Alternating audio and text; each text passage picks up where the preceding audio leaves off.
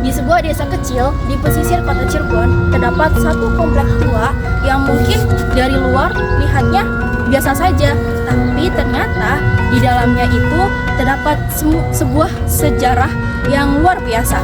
Nah, tempat itu tuh bukan sekedar makam atau bangunan kuno, tapi juga di dalamnya terdapat perjalanan dakwah, budaya, dan kisah-kisah bersejarah yang masih hidup ratusan tahun lamanya.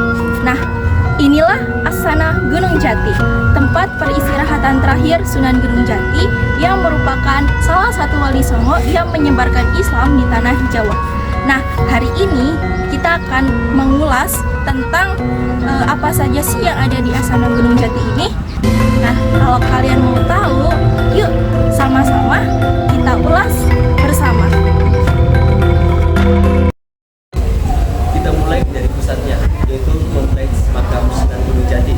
Di sinilah Sunan Gunung Jati dimakamkan. Dikelilingi ada simbol dan doa yang tidak pernah berhenti. Tempat ini selalu ramai oleh para peziarah dari berbagai daerah. Mereka mencari ketenangan, keberkahan, dan mengenal perjuangan seorang wali besar Sunan Gunung Jati atau biasa disebut dengan Syekh Syarif Hidayat. Salah satu ciri khas Sunan Gunung Jati adalah Lawang Sanga, 9 pintu yang menjadi jalur menuju area kompleks terdalam. Setiap pintu memiliki nama, sejarah, dan makna yang berbeda. Tidak semua orang bisa memasuki pintu terakhir, hanya dulu kunci tertentu yang diizinkan. Lawang Sanga bukan hanya pintu fisik, tetapi simbol perjalanan batin dari duniawi menuju inti spiritual.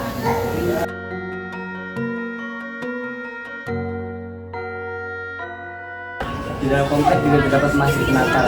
Masjid tua yang masih aktif, sering dipakai untuk sholat dan ngaji. Arsitekturnya indah, terdapat unsur Jawa, Arab, dan Tiongkok. Area ini menjadi pusat kerohanian di area Gunung Jati.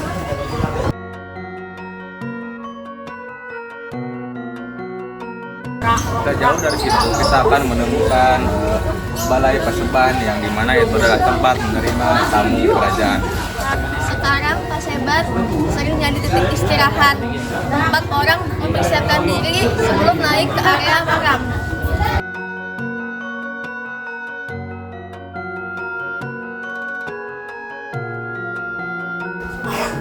Selanjutnya ada sumur keramat. Sumur ini dipercayai pernah dipakai Sunan Gunung Jati untuk bermandi dan berwudu. Airnya dianggap membawa ketenangan. Banyak peziarah membasuh wajah untuk merasakan ketenangan batinnya.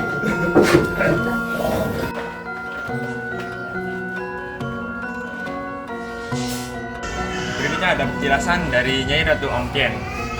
Beliau istri Sunan Gunung Jati yang berasal dari Tiongkok.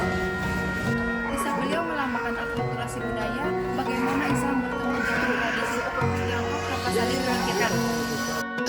Terkompleks juga terdapat banyak sekali makam keluarga dan pengikut Sunan Gunung Jati. Mereka semua adalah bagian penting dari perjalanan dakwahnya beliau.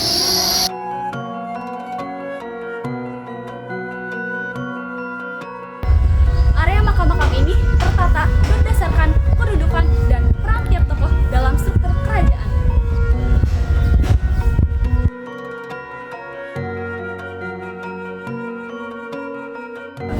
Selanjutnya ada tempat di Lembang Kawit, yaitu tempat para juru kunci dan pejabat adat melakukan tugas-tugas pentingnya. Sampai sekarang, lokasi ini masih dipakai untuk persiapan acara adat tertentu, menjaga tradisi yang diwariskan secara turun-temurun.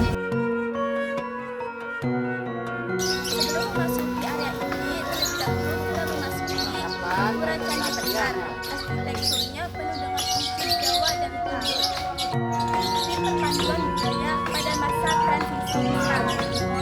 Dan jalur yang terakhir ini merupakan jalan ziarah bertingkat. Dan Acara perayaan ini mengingatkan kita bahwa perjalanan spiritual merupakan proses yang bertahap. Setiap langkah adalah pengingat bahwa sejarah bukan hanya untuk dibaca tetapi untuk direnungkan dan dijaga. Gunung Jati bukan hanya sekedar bangunan tua.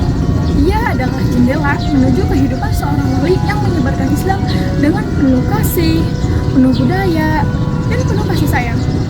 Oleh karena itu, sejarah di sini tidak hanya membeku, ia hidup dalam doa-doa peziarah, dalam budaya yang kita jaga, dan dalam cerita yang kita wariskan. Semoga perjalanan hari ini mengingatkan kita bahwasanya identitas dan iman selalu tumbuh dari para jejak pendahulu. Sampai jumpa di perjalanan sejarah berikutnya. See you!